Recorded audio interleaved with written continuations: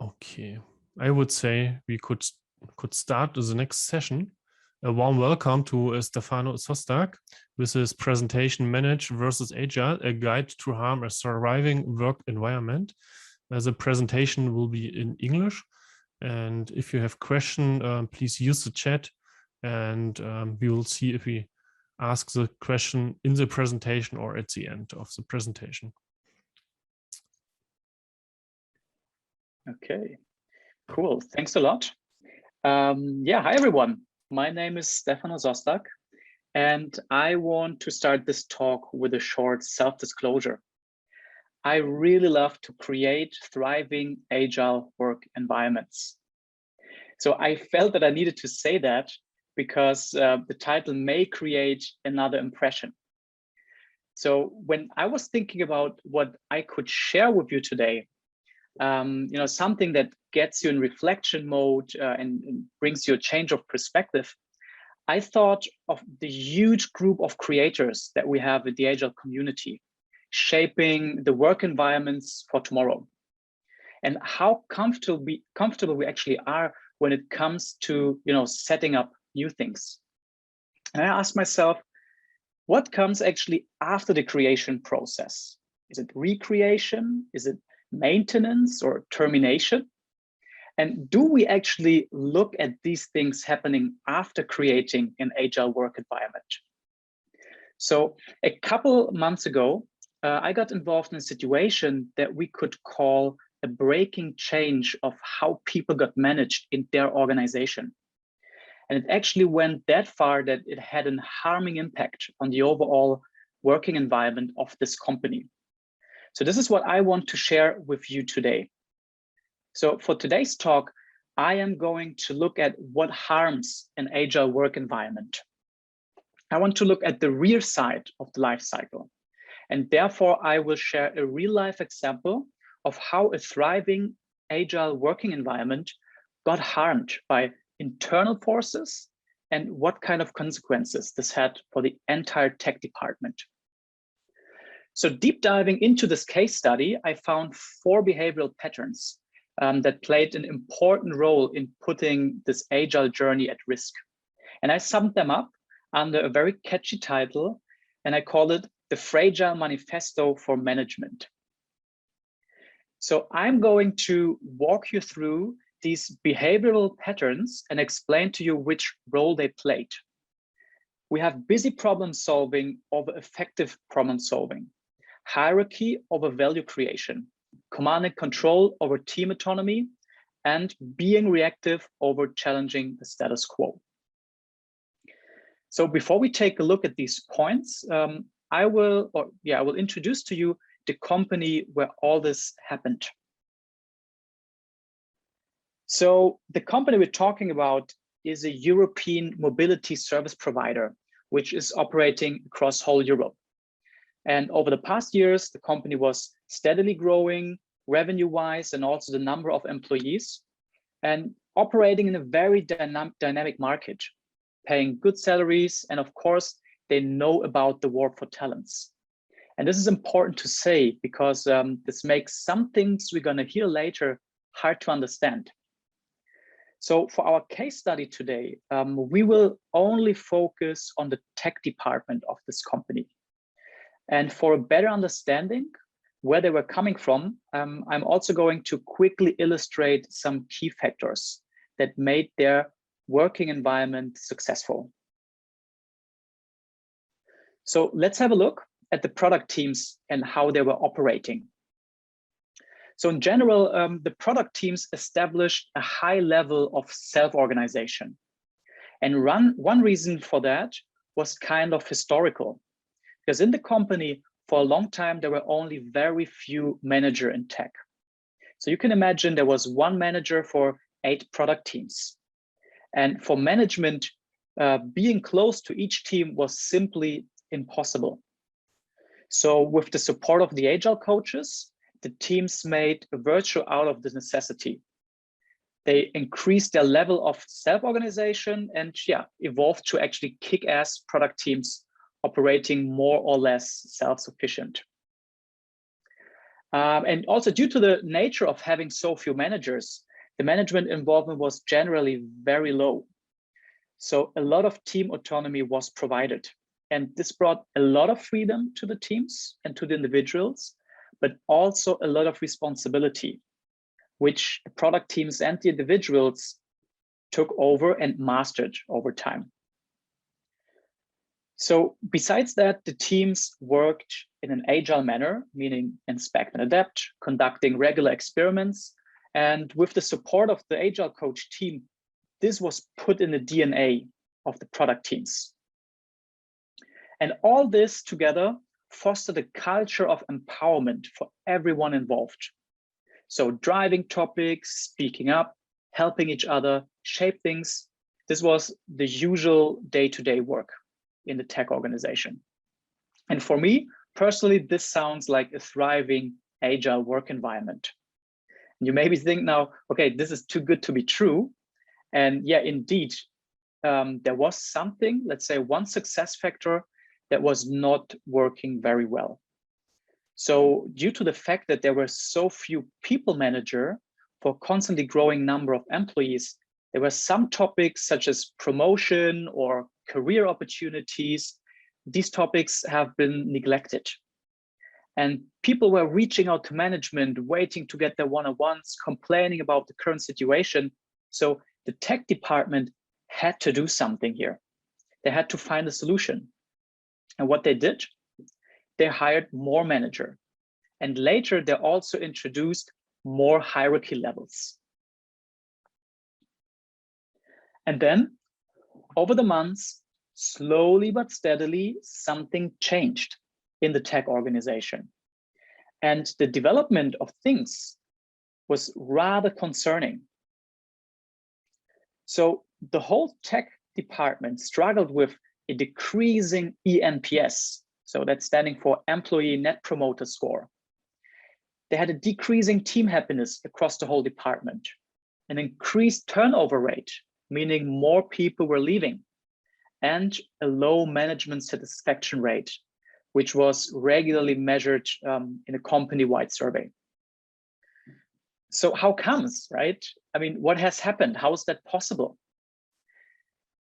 So first of all, the overall situation in the tech department looked like this. The workload in tech was overwhelming. And still, for many of you, a high workload in tech doesn't sound surprising because there's always more work to be done than capacity, time, and people that we have available, right? So, but what makes a difference is how organizations actually deal with this. And this is where it all starts.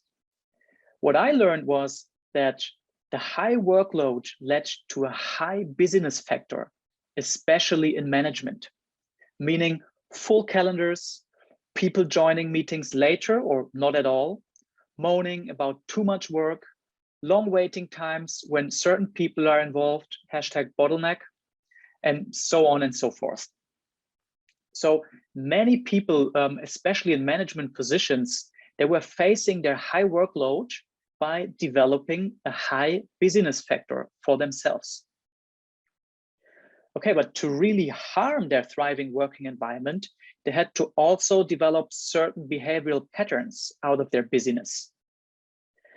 And the first behavioral pattern felt like, first of all, a tempting solution that first, let's meet the increasing number of requests, and second, also feel productive overall. And this is why people started to put busy problem solving over effective problem solving. Okay, so what does that mean? Imagine a situation where for each problem that you solve, you get 4 additional problems put to your to-do list. So how can you ever get on top of the wave? Let's think about that. So there's option A. You could put the brakes on, analyze the overall situation, and improve the system, implementing, sustaining change. Or option B. You could also work on your personal speed for dealing with the increasing number of issues. For example, by reducing the scope and the quality of your solutions, and quickly tick off your points from your to-do list. So in other words, you could rather perform a surgery on your inflamed appendix, getting rid of the root cause of your pain, or you could just take some medication like painkillers and hope to survive for another day. To move on, we're going to use the terms busy problem solving and effective problem solving for these two options. And I want to make that really sure. Busy problem solving seems to be faster, only 3 steps done. But sadly, people applying this busy problem solving, they're mistaking activity with speed and speed with progress. So in comparison, effective problem solving seems to be slower. It involves many more steps. So it must be slower, right? Actually, no. So in reality, effective problem solving helps you and your team to go much faster because you're going to spend your time and energy on the problems that really matter. You will tend to solve those problems in the right manner. Coming back to our case, the busy problem solving became the predominant practice by management in the tech organization. So ticking off boxes became the new normal when problems had to be solved. And of course, not everyone in tech was happy with this approach. So the high quality standards of most of the teams and also the individuals led to quite some resistance and also frustration in tech. And this resistance could have been taken as a sign or a corrective, like a mirror for management that they maybe are on the wrong track. But instead, it led to another behavioral pattern, further harming the thriving work environment. So with management being the driving force of busy problem solving, they started to confront the pushbacks from their colleagues with hierarchical power. Let's make an example here. When you as a manager want to quickly solve an issue, come up with an idea for the solution, but the people around you, they would rather like to proceed in the solution finding process. It can be very tempting to use your power to enforce what you want. Okay, so why is that harmful? Let's have a look at the organizational physics of the Beta Codex. Maybe you heard of it already. So the Beta Codex describes that every organization has 3 structures, 3 kinds of power, and 3 forms of leadership. It says that it is not a menu that you can decide what you take, No, it's about having all 3. None of these 3 structures is optional. All 3 are part of the organizational physics. So we can quickly run through the structures here. And the first one is a very well-known one. We're all quite familiar with it. It's the hierarchy, or we can say the formal structure. Yeah, this shows us who is the boss of whom. Then we have the second structure. This is called the informal structure. Here you can think of water cooler talks, corridor chats, or even gossip. So some people, they like each other, others don't. And this informal structure is an uncontrollable network of how coworkers connect. And last but not least, we have the value creation structure. And this is the one structure in which work gets done. This is the only structure from which performance and success can arise. It can be neither produced in formal or in informal structure. And this is the reason why the shift from value creation towards hierarchy is so dangerous for every working environment. In the presence of too much hierarchy, the 2 other organizational structures, they're becoming more and more impossible to happen. So by pushing through things, because having the title and having the power to do so, management set the ground for also another well-known behavioral pattern. We call it command and control.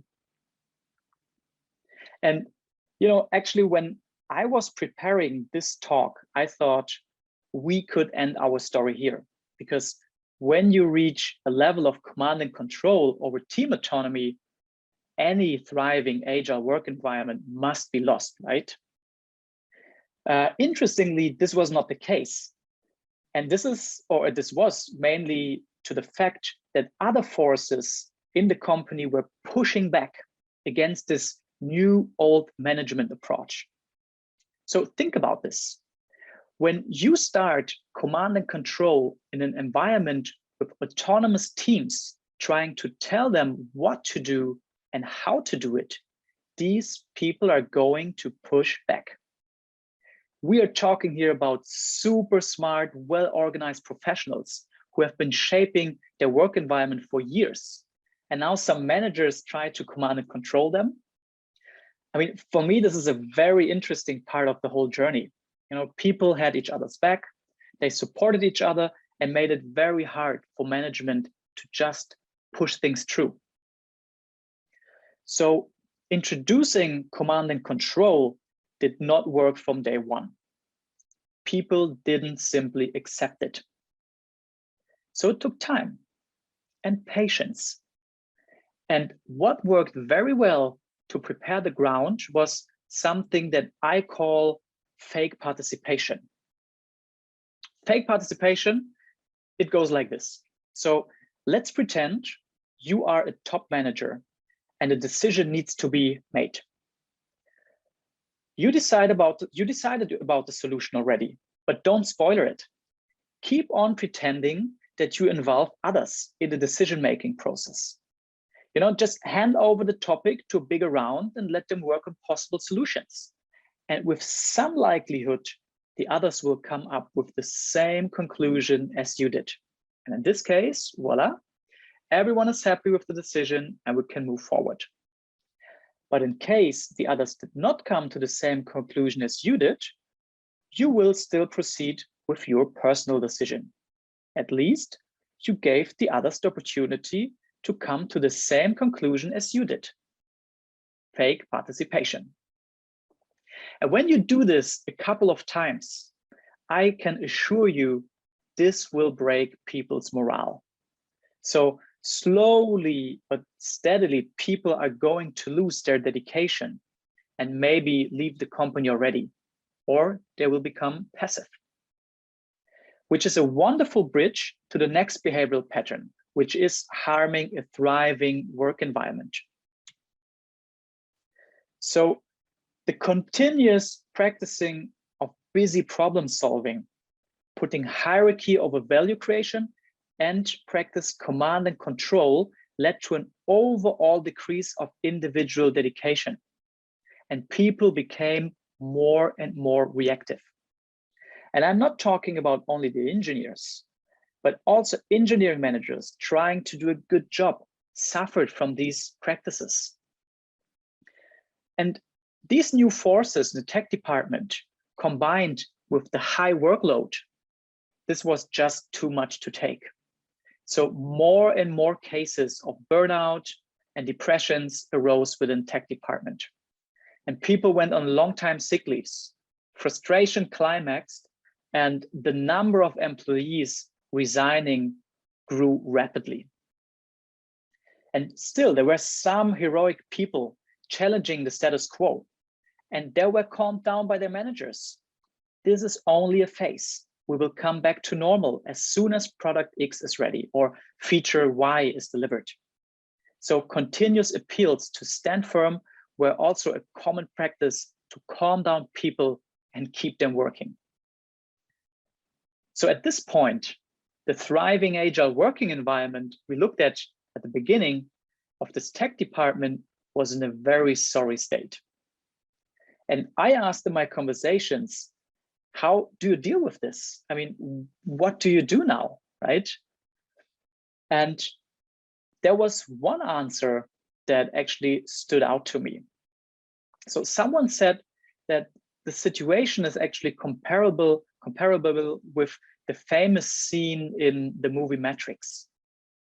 You can either take the blue pill, stay in the Matrix, and adapt to the status quo, become passive yourself, and maybe create your niche to keep as far away as possible from all the things going on right now.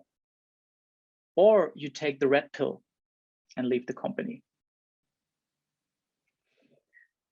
So for me, hearing about this whole situation, this actually triggered a childhood memory.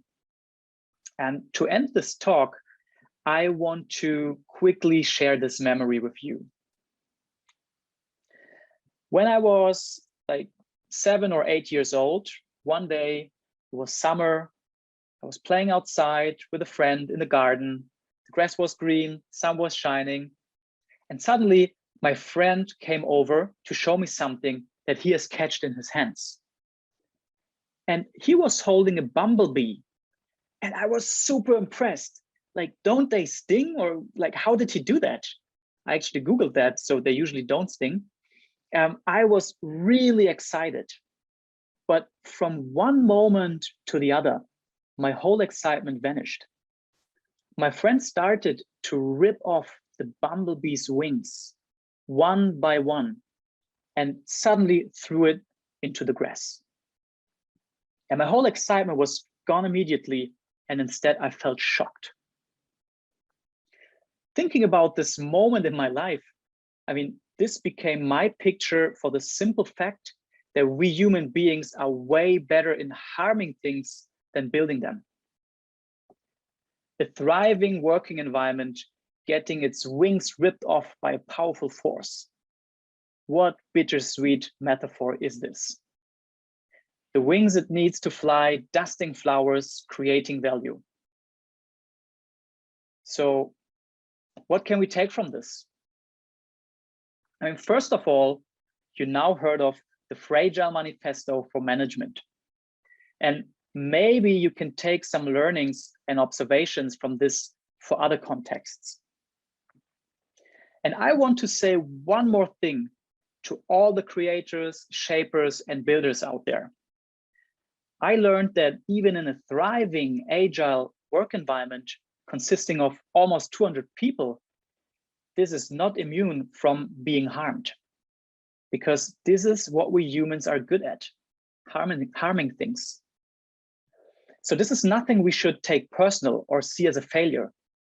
Maybe this is even the driving force for us creators to keep on building awesome things and to continuously improve in doing so. So thank you very much for your attention. And before you run, I would love to use the time that we have together to maybe start a discussion with you, because I would like to learn from your experiences. Have you been looking at the rear side of an agile journey? Or maybe have you been in a similar scenario? In general, what are your thoughts? So I would now stop sharing my screen and maybe we can open the podium, the discussion.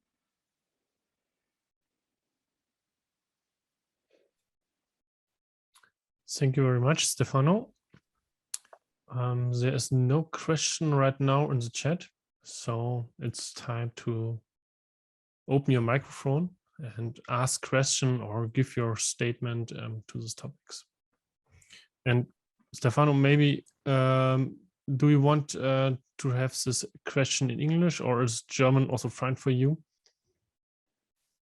I mean, either way is good. I would prefer English, to be honest, but as I understand German as well, happy to also get it going in German.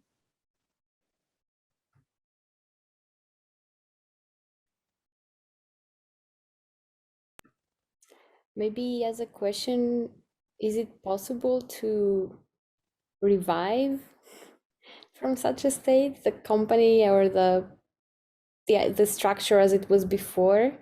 Or maybe, yeah, let's start with that. Yeah, great question. I mean, naturally, or I don't want to jump on that naturally, trying to answer it. Maybe we can have it also discussed here in the round. So if there are any thoughts, please share them with us.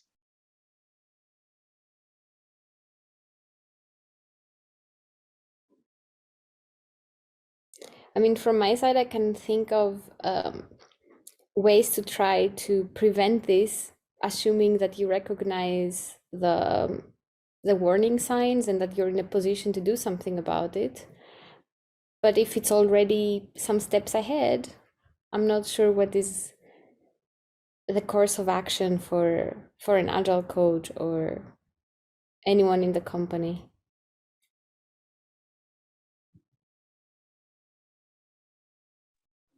So I don't have an answer either. I find the question very interesting because I had the same one in my mind, especially because, like you told, it's often a place from a hierarchic person or state that forms those problems.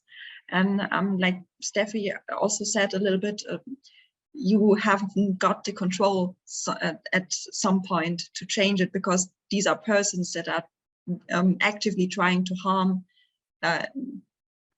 if they understand it or not, but they are harming actively. So how do you stop them from doing it, even if you recognize the behavior or the patterns? Yeah. I think those people do not have the bad intention to do any harm to the system. I think they get into stress and then they do what they have learned a long time ago. So it's not a bad intention, I think. It just happens. And yeah, someone has to see it and to make it visible. Mm-hmm. Yeah, to add on what you said, Holger, I agree. And maybe, you know, as long as you are successful with this behavior, as long as the system, you know, promotes you when you act this way, or when you come in and see, okay, this is how it works here. This is how I have to also, you know, deal as a manager, or when I'm super busy, I just have to, you know, tick off the boxes. I think, you know, why should they change? They are successful within these rules of the system. Mm-hmm.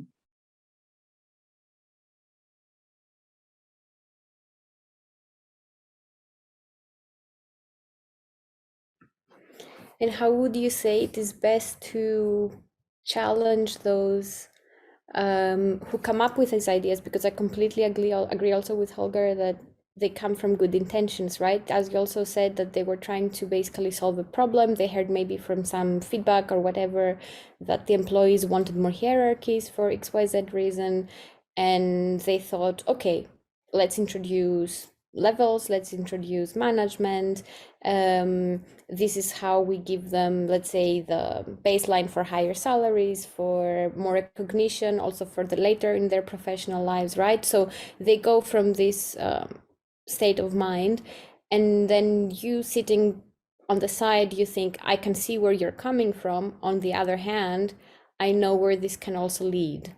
So how do you communicate that that danger, and how is this usually HR department, however you want to call it, management, what are they supposed to take from it, basically? Like, how are they supposed to incorporate it with what they know and their previous habits, as also Holger said, and the ways of the corporate world, right?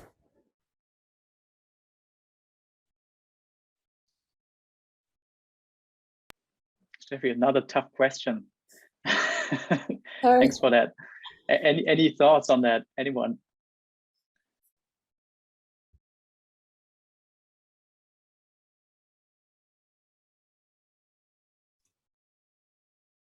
Andrea agreed with you 2 minutes ago. I just want to give you the feedback from the chat.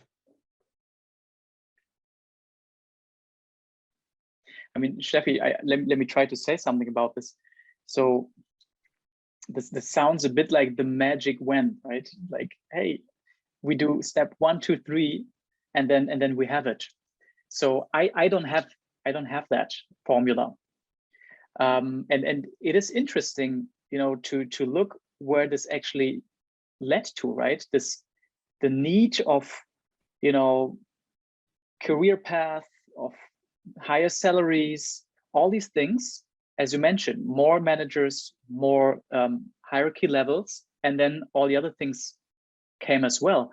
So for me, this is actually a trigger to learn more about and read more about different approaches like holacracy, for example, and to really understand, how things can work without too many hierarchy levels. This is actually what this whole story triggered in me, to build up more knowledge on these subjects. Thank you.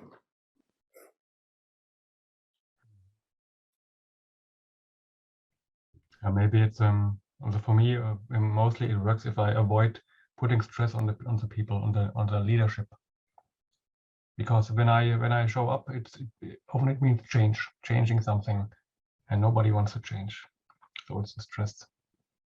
So yeah, it's often it's waiting for the right moment when something good happens, and then putting emphasis on this, what happens, and give some education on the background, on the psychological background, why something happened now. Because what I learned is many leads are really interested in getting educated, but they don't want to ask for it. they don't want to be in a position to ask for something. And if something happens, and then you can step in and explain a little bit. So, but it's really rare moments. Maybe a perfect thing would be then more leadership coaching, right? I mean, to create these situations of reflecting together, learning together, becoming better as a lead. Well, and Andrea, thanks for sharing in the chat that you actually have resigned some months ago from such a place. I don't know if you want to share also some experiences here. I would be super curious. I don't want to force you, but would be super interesting to maybe hear what has happened. You don't have to name the company or anything, but would be super interesting.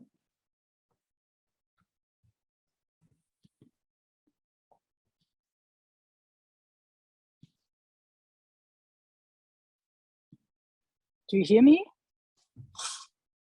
Okay. Sorry, I can't open my camera. I'm with a mobile at the moment. So I think the problem is that you can't help them. Those managers, they need help in the end of the day. Knowledge, yes, but mainly help, but you can't help them out of the hierarchy, not from above them, because it would mean that they need help and that they are not fulfilling their position, their responsibility, and not from below, because it would mean the same. And so the only thing that might help is to get a kind of consultant from outside, but they won't, they don't see the problem. And so they won't, yeah. So I have no clue in the end of the day, really no clue how to help, and help is what is needed.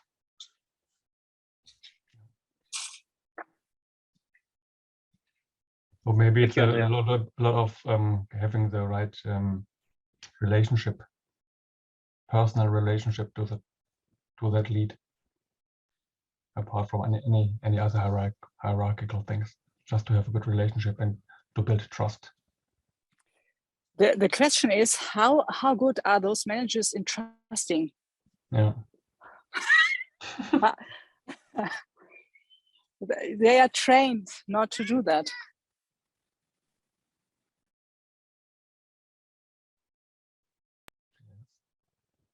It's also hard when it comes from top down. For example, when it's an initiative not of, let's say, the tech department that at least I am at, and it comes from the HR department, and it's an idea or initiative that they have going, and then it starts from top down and it reaches you eventually, right?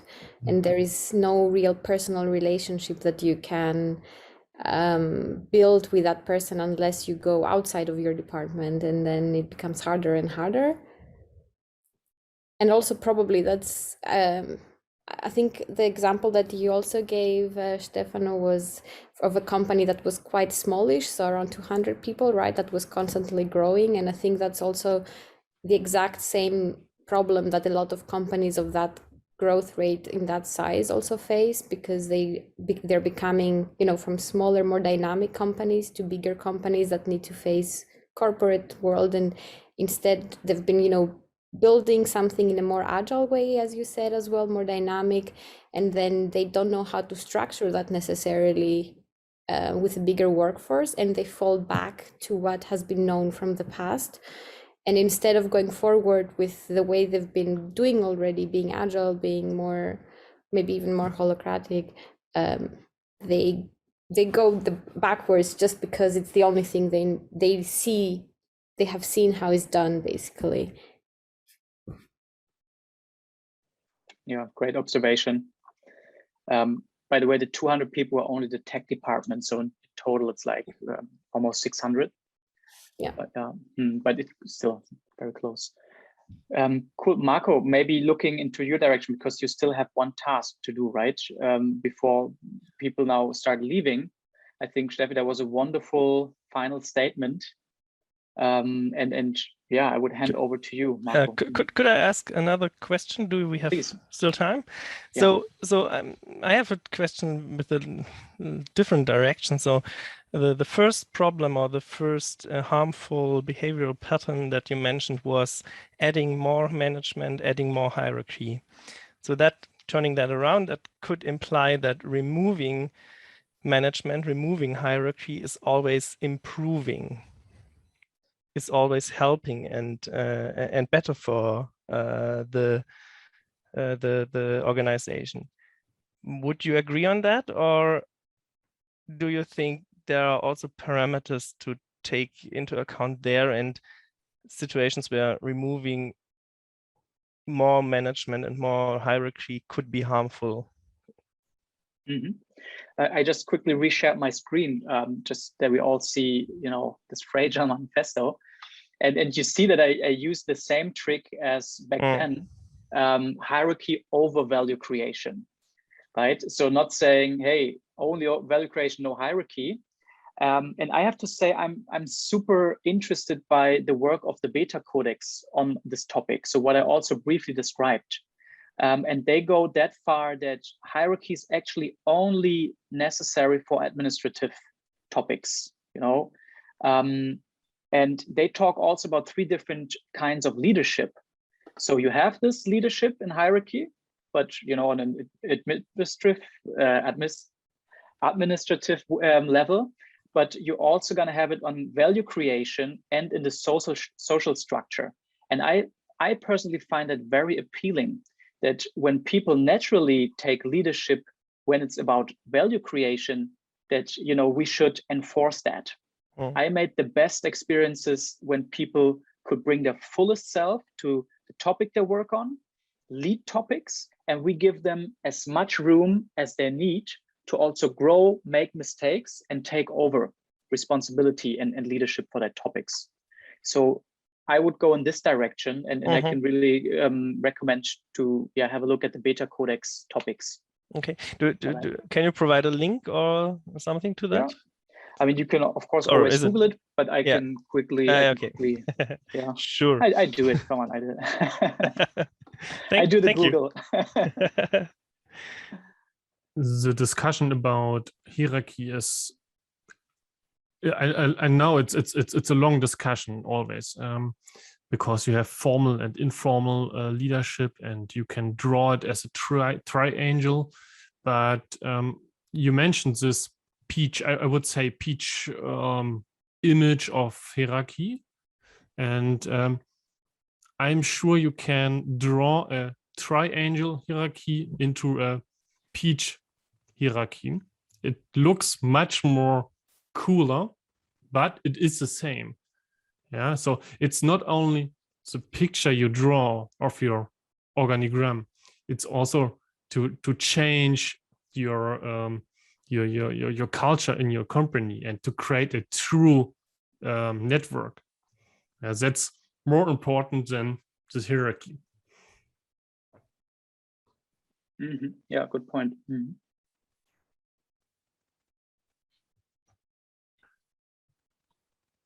Okay, so I would start the poll for the last seconds.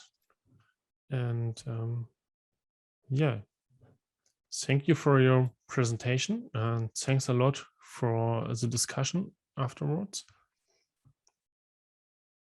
So please don't forget to share your aha moment in the Miro board if you like it, and please leave also your feedback on the Miro board about this presentation. So I'm not sure about the next agenda point here in this channel. It was the last presentation. Do we have something else on the main stage?